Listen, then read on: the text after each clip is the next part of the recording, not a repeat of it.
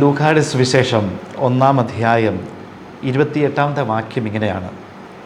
ദൂതൻ അവളുടെ അടുത്ത് വന്ന് പറഞ്ഞു, ദൈവകൃപ നിറഞ്ഞവളെ സുസ്തി, കർത്താവ് നിന്നോടുകൂടെ.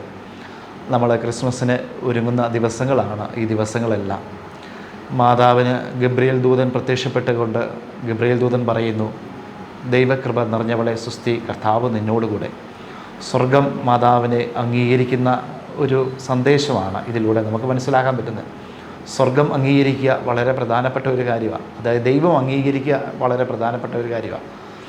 നമ്മൾ ഈ ക്രിസ്മസിന് ഒരുങ്ങുമ്പോൾ നമ്മൾ നോമ്പ് നോക്കുന്നുണ്ട്, ഒത്തിരി പുണ്യപ്രവർത്തികളൊക്കെ ചെയ്യാൻ നമ്മൾ ശ്രമിക്കുന്നുണ്ട്.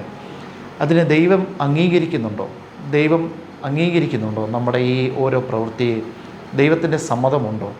ദൈവം ആഗ്രഹിക്കുന്നതാണോ നമ്മൾ ചെയ്യുന്നത് എന്ന് നമുക്കൊന്ന് ആത്മശോധന ചെയ്യാം. അതിൻ്റെ വലിയ ഒരു ഉദാഹരണമാണ് ഈ ഗബ്രിയേൽ ദൂതൻ്റെ ഈ വലിയ സന്ദേശം. ദൈവകൃപ നിറഞ്ഞവളെ സുസ്തി, അതായത് സ്വർഗം നിൻ്റെ പ്രവൃത്തികളെല്ലാം അംഗീകരിക്കുന്നുണ്ട്.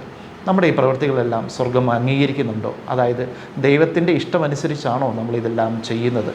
ദൈവത്തിൻ്റെ ഇഷ്ടമനുസരിച്ച് ചെയ്യുമ്പോഴാണ് ദൈവം നമ്മോട് കൂടെ ഉണ്ടാകുക. അതാണ് ഈ ഗബ്രിയേൽ ദൂതൻ്റെ ഈ മംഗളവാർത്തയിലൂടെ നമുക്ക് മനസ്സിലാക്കാൻ പറ്റുന്നത്. ദൈവകൃപ നിറഞ്ഞവളെ സുസ്തി, കർത്താവ് നിന്നോടുകൂടെ.